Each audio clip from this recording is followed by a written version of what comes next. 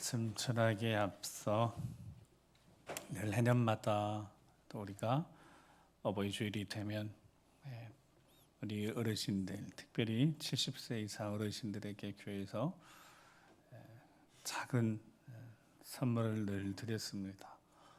혹시 올해는 안 주나 이렇게 죄송해요. 그냥 또 그럴 일은 없습니다. 제가 까먹은 것도 아니고, 그래서 이 시간에 우리 어르신들 죄송합니다. 자리에서 잠깐만 70세 이상 어르신들이 일어나 주시면 주변을 보시고 어떤 분들이 계시는지, 여전히 건강하게 예배 자리를 지키시는 우리 어르신들이 정말 겨우 감사합니다. 귀감이 되고 그러니까 일어나 주시면 우리 박수로 한번 축복하실 때 우리 장로님 교회에서 준비한 작은 사랑의 마음 전달하도록 하겠습니다. 그래서 우리 어르신들 70세 이상 일어나 주시면 감사하겠습니다. 우리 박수로 한번 축복하시겠습니다. 네. 감사합니다. 건강하세요. 건강하시기 바랍니다.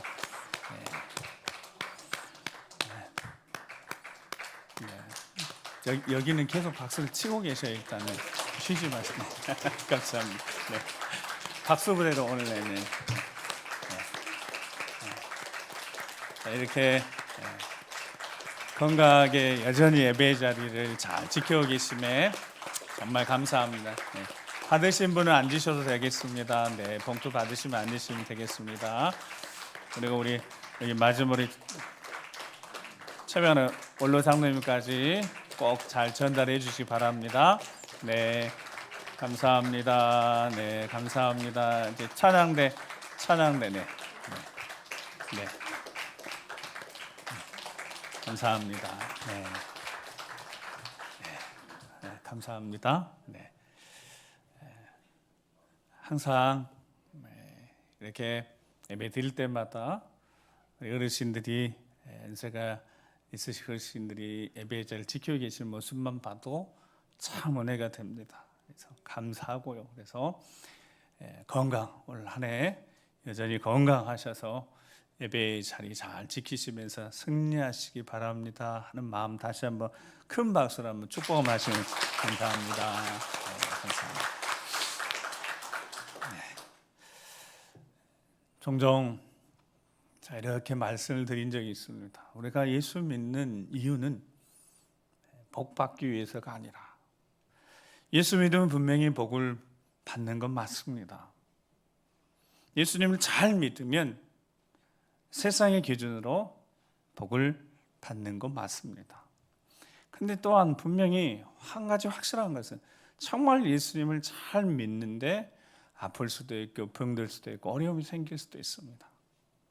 그러니까 복이라는 걸 가지고 예수님을 잘 믿는다라고 충분히 이야기할 수 있지만, 우리 삶의 자리를 다시 한번 들여다 봤을 때 예수님을 잘 믿으면 분명히 복이 되긴 하지만, 이 삶의 자리에서 보여지는 것만으로는 다 설명할 수 없는 부분이 있다는 겁니다. 그렇다고 해서 우리가 복 받기 위해서 예수 믿는 것은 아닌 겁니다. 우리는 받은 은혜, 사랑에 감사해서 예배하고 시간 들이고 물질 들이고 헌신하는 것이지, 뭔가 이 땅에서 우리 삶에 주어질 그 어떤 거, 보이는 그 어떤 것을 복을 받기 위해서 예수를 믿는다는 것은 아니다는 것은 분명 확실합니다. 그런 의미에서 보면 성경의 여러 말씀 중에 오늘 우리가 어버이 주일을 지키니까요, 아까 우리 교동문에서 있지만 내 부모를 공경하라라고 하나님이 그렇게 마침표를 딱 찍으셔도, 출애굽기 20장에 말씀하셔도 실은 전혀 문제가 없습니다. 당연히 부모를 공경해야죠. 장로님 기도처럼 자식이 없는 부모는 혹 있을 수 있지만 부모 없는 자식은 없으니까요. 당연히 부모를 공경해야 합니다. 공경이라는 단어 자체가 마음을 편하게 해드린다, 물질적으로 어려움 없이 섬겨드리는 이런 말씀과 이런 의미가 다 포함되어 있어요. 그러니까 부모의 마음을 편하게 해드리고, 부모님들이 물질적으로 노년기에 평생 헌신하셨으니까 자녀들이 부모를 잘 섬기는 건 당연한 겁니다. 그렇게 말씀만 하셔도 전혀 문제가 없습니다. 그런데 뒤에다가 에베소서 6장에는 약속을 붙여놨다. 약속이 있다는 거예요. 그 명령에는 약속이 있다는 겁니다. 그러니까 부모를 공경하면 땅에서 장수한다는 거예요. 땅에서 잘 되고 장수한다는 겁니다. 그러면 자, 땅에서 잘 되고 장수하려면, 즉 이 땅에서 복을 받으려면 예수님을 잘 믿어야 된다는 것은 아니라고 그랬습니다. 복 받기 위해서 예수 믿는 게 아니니까. 근데 이 말씀만은 땅에서 잘 되고 복 받기를 원하시면 부모를 잘 공경하시기 바랍니다 했을 때 이거는 아멘 할 수 있다는 겁니다. 자, 제가 한번 해볼게요. 여러분, 땅에서 잘 되고 장수하고 복 받으려면 여러분들 부모님들을 공경하시기 바랍니다. 네, 아멘. 이거 하셔도 되는 거예요. 하나님 그렇게 약속을 하셨어요. 여러분, 하나님 말씀하신 그 약속은 반드시 이루어집니다. 아멘. 그러니까 이 땅에서 잘 되고 장수하고 싶으시면 부모님들 한번 잘 공경해 보라는 거예요. 마음 좀 편하게 해드리고, 연휴에 계신 부모님들 잘 살펴드리고, 전화 좀 자주 넣어드리고, 용돈 잘 오고 가는 현금 속에 정도 두터워지는데, 모르는 남도 그러는데 부모님께 잘 월마다 용돈 좀 붙여주세요. 그러면 부모님들이 정말 행복해 하십니다. 아시잖아요. 여기 부모님들 돈보다 더 좋은 게 어디 있어요. 그러니까 우리도 돈 봉투 드리시잖아요. 돈만큼 좋은 게 없어요. 그냥 우스갯소리이긴 하지만 정말 필요하시니까. 그리고 그 돈이 나중에 어떻게 돌아와요? 결국 아시잖아요. 손주들한테 다 오잖아요. 그거 모아놨다가 손주들 대학 가면 뭐 이렇게 다 벌려주시지. 뭐 부모님들이 할아버지 할머니가 어디다 다 쓰십니까? 그 재미로 사시는데. 이 이야기는 저한테 하는 소리입니다. 전화 좀 자주 하고 종종 좀 찾아뵙고 용돈 좀 자주 드려야 하는데 못하고 있어요. 얼마 전에 지난주에 어머니가 전화하셨어요. 어머니가 전화하시면서 꼭 그럼 네가 전화하니까 내가 전화한다. 이렇게 꼭 제가 전화하려고 할 즈음에 전화하셔서 꼭 그러세요. 죄송한. 근데 제가 제 기억으로 한 번도 그런 적이 없었던 것 같은데 어머니가 자꾸 뭐라고 같은 이야기 계속 하시니까요. 알았어요. 그만하죠. 제가 그랬거든요. 근데 제 기억으로 한 번도 그렇게 어머니께 한 적이 없습니다. 그냥 네 알겠어요. 네 알겠어요. 그랬지. 그날은 저도 깜짝 놀라요. 제 입에서 어머니 알았어요. 그만하세요. 이렇게 했거든요. 근데 그게 지금도 마음이 걸립니다. 그래서 말씀 전화도 올라오는 순간에도 제 마음이 계속 불편한 거예요. 근데 전화해서 죄송해요라고 하려고 했는데 그걸 못하고 올라왔어요. 근데 왜 그런지 모르겠습니다. 마음을 좀 불편하게 해드린 것 같아요. 그러니까 부모의 마음 불편하니까 제 마음이 불편할 수밖에 없는 겁니다. 하나님은 왜 부모를 공경하라고 하셨을까요? 그것도 10계명이에요. 1계명부터 4계명까지는 하나님에 대한 부분이니까. 그런데 부모, 인간관계 첫 번째 계명에 부모를 공경하라고 해도 되는데 왜 뒤에다 약속을 하나 붙여 놓으셨을까요? 여러분 그게 부모의 마음이죠. 여러분 부모가 자식이 잘 되기를 원하는 부모, 그게 부모의 마음 아닙니까? 부모가 자식이 잘 되길 원하는 마음, 그 마음 가지고 어쩌면 그렇게 부모가 새벽으로 시간 나는 대로 기도하고 빌어주니까 자녀들이 잘 된 건 아닐까요? 자녀들은 자기가 잘나서 잘 된 줄 알지만 결국 부모님들의 사랑과 헌신, 눈물, 땀, 그 열매로 자녀들이 잘 되는 거 아닌가요? 나중에 알게 되더라도 나중에 합니다. 자기들이 결혼해보고 애 키워보면서 알게 되는 거죠. 부모님들이 이렇게 우리를 사랑으로 잘 키우셨구나. 뒤늦게 알게 되는 거죠. 그 사랑. 그래서 공경하라고. 그러면 잘 될 거라고. 땅에서 장수할 거다. 하나님도 그 마음을 아시니까 자녀들에게 그렇게 말씀한 거 아니겠습니까? 하나님도 자녀들이 잘 되면 좋겠으니까.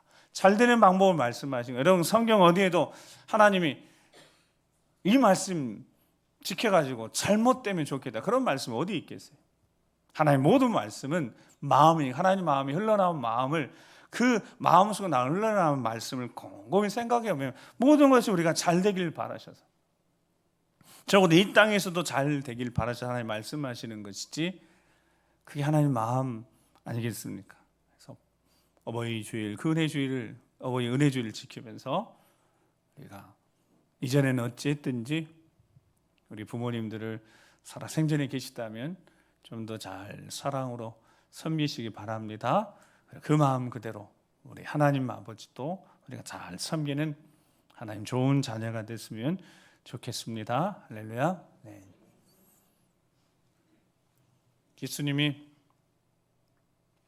살아 생전에 계속해서 말씀하셨던 말씀 우리는 계속 지금 주일 지나왔습니다. 오늘은 15장의 마지막, 나는 참 포도나무다라고 하신 말씀을 우리가 듣게 되어집니다. 예수님은 정확히 한 가지 제자들에게 분명히 말씀하신 게 있으셨습니다. 아버지의 뜻이라든가, 나는 아버지의 뜻대로, 아버지가 원하는 대로, 즉 아버지께 순종하는 삶을 사셨다라고 예수님은 늘 고백하셨습니다. 그러니까 예수님도 하나님 아버지께 순종하고 하나님 아버지를 공경했습니다. 기도하시면서 하나님 아버지 뜻을 물으셨고요. 그 힘든 겟세마네 동산에서도 당신의 자신의 뜻이 있었지만 결국 아버지 뜻대로 되길 원합니다. 이렇게 예수님이 하나님 아버지를 공경했습니다. 그렇다면 예수님의 뒤를 따라간 우리 삶도 당연히 하나님 아버지를 공경하고 하나님 앞에 예배하는 이 자리에서 우리가 하나님을 어떻게 사랑하고 섬겨야 될지 예수님을 통해서 충분히 예수님의 그 모습을 닮아가고 따라가는 우리 가운데 충분히 하나님을 잘 섬길 수 있는 방법도 거기 들어있지 않겠습니까? 예수님이 요한복음 13장에부터 이제 17장까지 한 자리에서 계속 하셨던 말씀입니다. 예수님이 마지막 제자들과 함께하는 그 마지막 만찬 자리에서 계속해서 말씀했던 말씀들을 13장부터 17장까지 기록해 놨습니다. 떠나실 때가 가까이 오시면서 제자들과 마지막 식사를 하시는데 예수님께서 식사를 하고 나신 다음에 갑자기 일어나셔서 제자들의 발을 씻기셨습니다. 그리고 하신 말씀이 있으셨습니다. 그 하신 말씀을 같이 한번 요한복음 13장 12절에 15절 말씀을 같이 앞에 있으니까요. 한번 같이 읽어보겠습니다. 시작.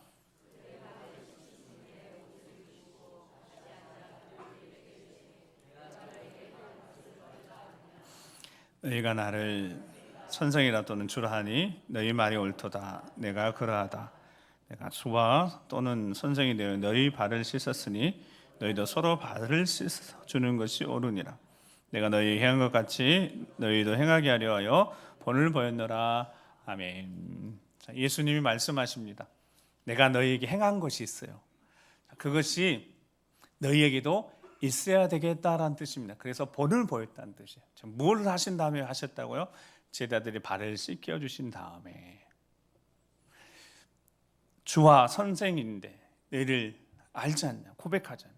주와 선생인 내가 너희들이 발을 씻겼다는 거예요. 근데 그렇게 하는 것이 옳다라는 겁니다. 합리적으로 이상적인 판단이 어떠하든지 간에 13장 시작부터 예수님이 이렇게 말씀해요. 제자들을 사랑하셔요. 예수님 정말 사랑하십니다. 온 마음 다해 사랑하셨습니다. 물질에 눈이 어두워서 사탄에 사로잡혀서 예수님 팔아넘김 가룟 유다까지 예수님은 끝까지 사랑하셨습니다. 포기하지 않고 끝까지 사랑하셨습니다. 그 발까지 씻겨줬고요. 가룟 유다 입에 떡까지 먹여주셨던 분이 예수님이십니다. 그러니까 예수님 끝까지 사랑하셨어요. 제자들은 몰랐습니다. 가룟 유다가 예수님 배반한지. 가룟 유다 그 자리 떠났을 때, 밤에 떠났을 때 자신이 무슨 일을 하는 줄 알았어요. 가룟 유다가 해야 될 일을 하는 줄 알았어요. 언젠가 이 사실이 알게 되어졌을 때 예수님 마치 그런 겁니다. 합리적, 이성적인 판단이 어찌하든지 간에 감정적으로 어떤 정서적인 격한 분노가 혹시 일어나든 너희는 서로 발을 씻겨주라는 말씀이었던 겁니다. 서로 발을 씻겨주는 것이 당연하다는 겁니다. 이게 따지지 말고, 따지지도 묻지도 말고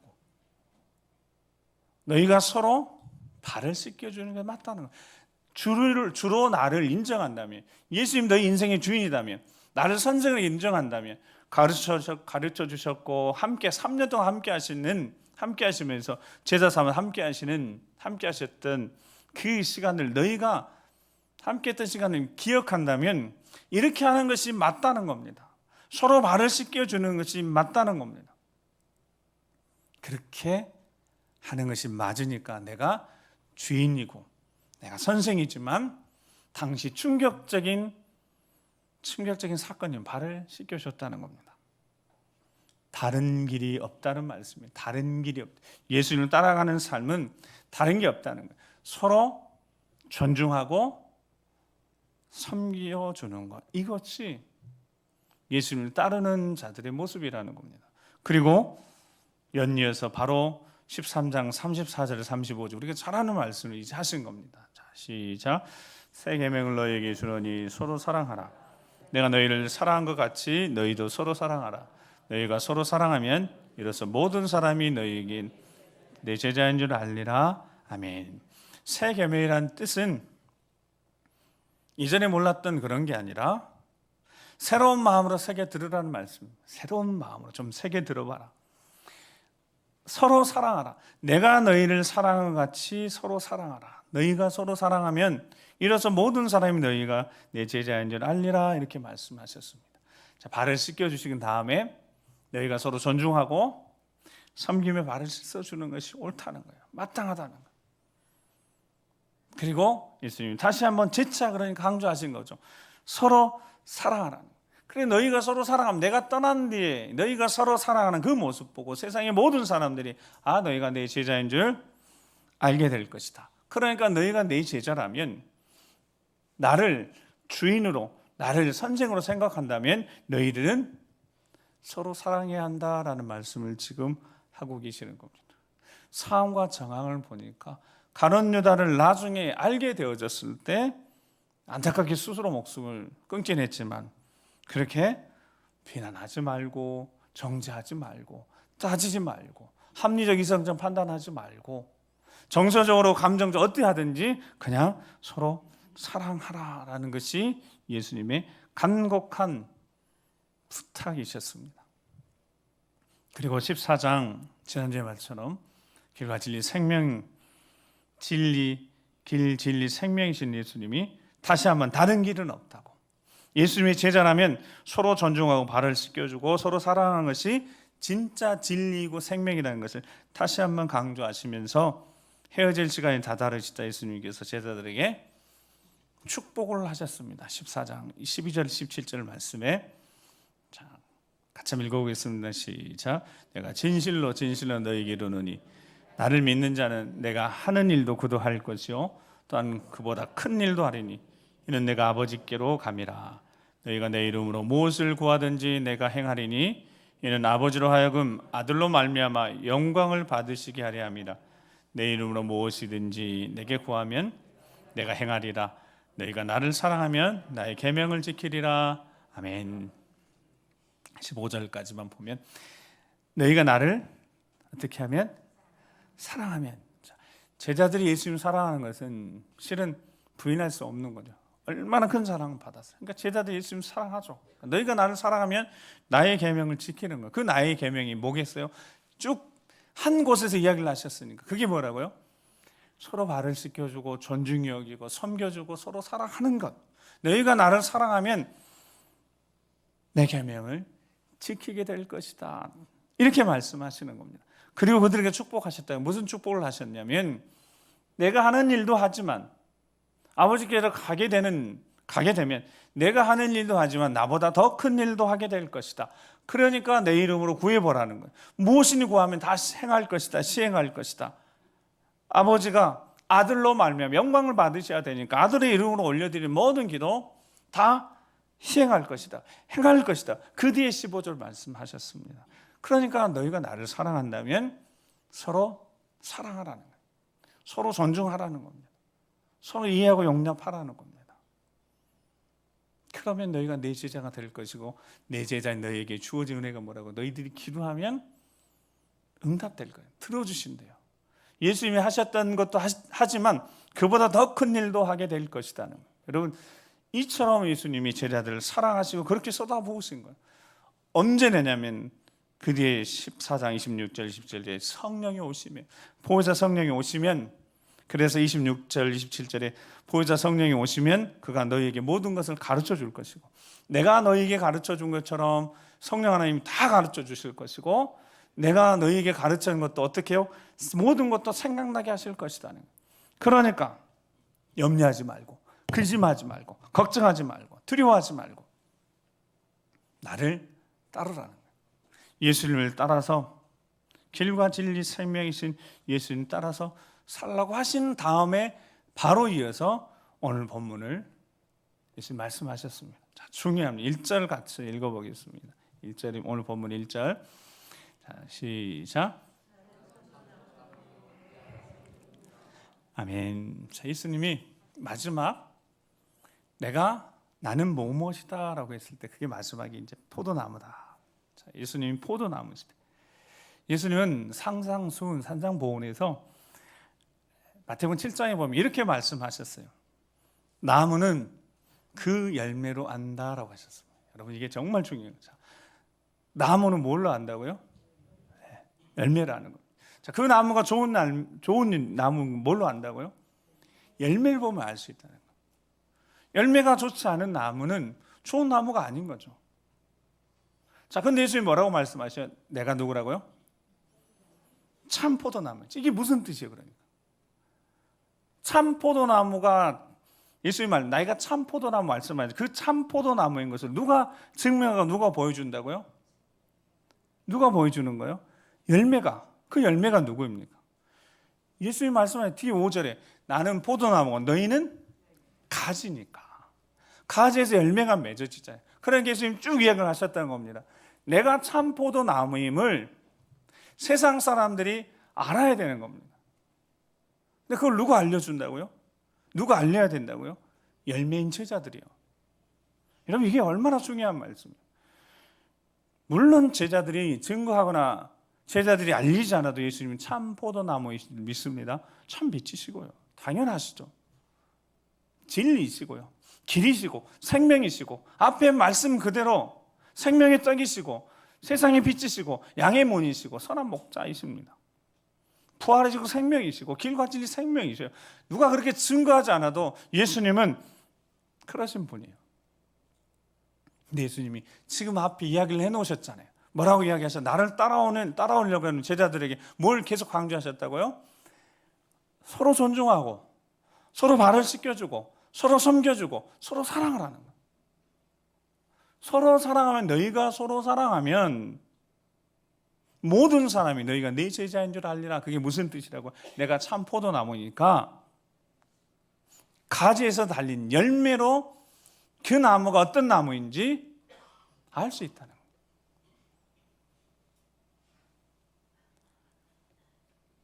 분명합니다. 예수 믿는 사람들은 어디 가나, 여러분, 예수 믿는 사람은 어디 가나 드러나지 않나요?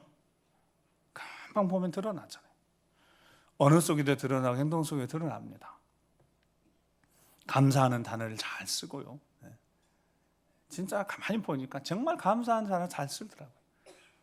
감사하는 거예요. 아내가 책을 이렇게 하나 보낸 것 중에 예전에도 한번 좀 본 적이 있어요. 이 연예인들이 시상식에서 이제 하나님 앞에 영광 돌리는 그런 장면들을 보면 그게 쉬운 일이 아니에요. 연예인들은 다 이 모든 영 하나님 앞에 돌립니다. 이렇게 고백하는, 비슷하게 다 고백하는 연예인들 상당히 많아요. 그거 연예인들은 얼마나 부담감 될지 생각해 보면, 그거 한번 선포해 놓으면 그들의 삶 자체가 얼마나 조심스러워지겠어요. 근데 그들이 당당히 표현합니다. 상을 받고 누구누구 감사하지만 결국 마지막 하나님께 모든 하나님 앞에 돌립니다. 이렇게 고백하는 거예요. 여러분, 그런 모습 속에서 그런 삶에 나타나는, 그리스도의 삶에 나타나는 그 모습이 뭔가를 지금 보여주는 거예요. 증거해 주는 거예요. 뭐라고 증거해 주는 거라고요? 내가 믿고 의지하고 내가 따르는 예수님이 어떤 분이신가? 참 포도나무, 길이고 진리 생명이시다. 빛이고 소망이시고 부활이시고 생명이시고 세상의 떡이라는 것을 누가 증거해 주고 누가 증명해 줘야 된다고요? 예수님을 따르는 사람들이, 제자들이 우리가 그렇게 삶을 살아서 예수님이 이런 분이시라는 것을 이 세상에 알게 하는 사명을 우리가 받았다는 겁니다. 그러니까 예수 그리스도를 믿고 살아가는 이 삶이 쉬운 게 아닌 거죠.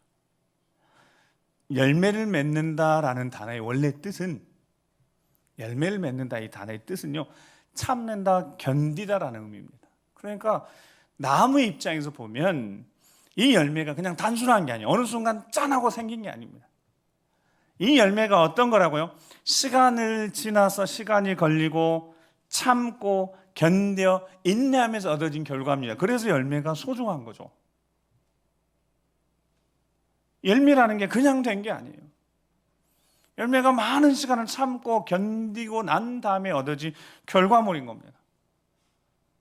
열매를 얻기 위해서 농부가 수고한 것도 있고 애쓴 것도 있고, 그때 하나님이 농부라고 하시잖아요. 그러니까 하나님도 당연히 기대하실 만한 거고, 참 포도나무이신 예수님도 당연히 붙어있는 가지에서 좋은 열매를 맺어서 예수님이 어떤 분인지, 참 좋으신 분이시라고 증거할 만한 모습이 가지에 우리 삶에 있어야 된다는 거예요. 두말할 것 없는 거죠. 나무는 열매로 알게 되니까요. 근데 2절 말씀 읽겠습니다. 중요한 말씀하고 2절 같이. 자, 2절 읽겠습니다. 2절 시작.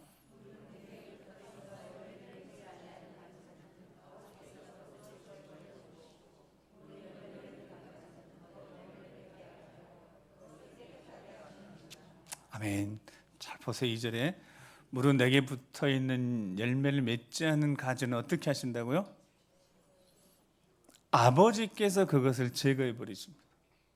여러분, 예수님 12제자 중에 13장부터 쭉 4장 지나면서 가룟 유다가 있었잖아요. 가룟 유다, 예수님 포기했다고? 아니요, 포기하지 않아요. 절대 예수님 포기한 적 없으세요.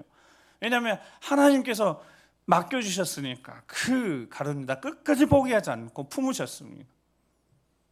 가룟 유다가 스스로 떨어져 나간 거죠. 아버지가 정확하세요. 아버지는 농부라고 그랬잖아요. 농부인 아버지 입장에서 보면 열매를 맺지 않는 가지는 어떻게 하신다고요? 과감하게, 단호하게 그것을 제거해 버리십니다. 두렵고 떨리는 마음 들 수밖에 없는 겁니다. 붙어 있는데 열매를 맺지 않는 가지는 어떻게 한다고요? 그냥 제거해 버리시는 겁니다. 열매를 맺어야 하기 때문에요. 즉 못 맺는 가지는 잘라버리고, 뒤에 보십시오. 시작. 무릇 열매를 맺는 가지는 더 열매를 맺게 하시려고, 더 열매를 맺게 하려고 그것을 어떻게 해요? 깨끗하게 하는 거죠. 자, 제거한 다음에 또 하나 좋지요. 그것을, 그 가지를 깨끗하게 하십니다. 열매를 더 많이 맺게 하시려고 하나님이, 농부이신 하나님이 그것을 깨끗하게 관리하십니다. 더 많은 사랑과 애정을 쏟으셔서 열매가 많이 맺은 가지에 더 많이 맺도록 보살피신다는 거예요. 그래서 그 가지에 좋은 열매가 맺어서 이 나무가 어떤 나무인지 보여줘야 되니까, 세상에. 신실한 자들, 그 자들이, 정말 하나님이 신실하게 믿는 자들이 삶의 모습을 통하여 하나님의 영광이 드러나야 되니까, 아들의 모습이 제대로 드러나는, 예수 그리스도가 누구인지 제대로 전하고 증거하는 삶을 살아야 되니까 아버지가 더 보살피시겠다는 약속인 겁니다. 자, 열매는, 아까 열매를 맺다라는 단어가 무슨 뜻이라고 했어요? 참고 견딘다고 했어요. 그 과정이 없이는 열매가 맺지 않아요. 예수 믿는 것, 여러분 예수 믿는 것은 결코 쉬운 게 아닙니다. 여러분 예수 믿으면서 쉬운 시간들이 있었습니까? 어렵잖아요. 힘들잖아요. 그래서 히브리서 10장 32절 말씀이, 전날에 너희가 빛을 받은 후에 고난의 큰 싸움을 어떻게 견뎌낸 걸 생각하라. 아멘. 그러니까 열매는 버티고 견뎌야 되는 거예요. 버티기 견딤없이 절대 쉽게 맺어지지 않습니다. 예수 그리스도가 어떤 분인지 증거하는 삶을 사는 우리의 삶이 만만치가 않다는 겁니다. 버텨내고 견뎌내야 합니다. 비방도 당하기도 하고 환난을 당해서 사람이 구경거리가 되고 33절에 보면 어려움을 겪는 거예요. 이런 형편에 있는 자들과 사귀게 되는 거예요. 영적으로 동질감 가지고 그러면서 핍박받고 어려움 가운데 결국 버티기 견뎌내야 되는 거예요. 갇힌 자를 동정하고 소유를 빼앗기는 것도 기쁘게 당한 것이 더 낫고 영구한 것을 소유하게 됨을 알기 때문에 버티고 견디는 것 아니겠습니까?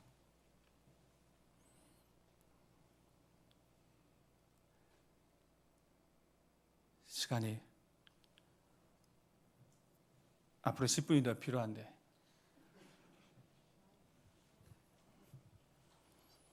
제대로 이 삶의 열매가 맺어진 삶을 살아야 되지 않겠습니까? 그리고 4절에 이제 우리 주님이 이렇게 말씀하십니다. 4절 말씀 읽어보겠습니다. 시작. 내 안에 거하라. 가지가 포도나무에 붙여있지 않으면 스스로 열매를 맺을 수 없음 같이 너희도 내 안에 있지 않으면 그러하라. 5절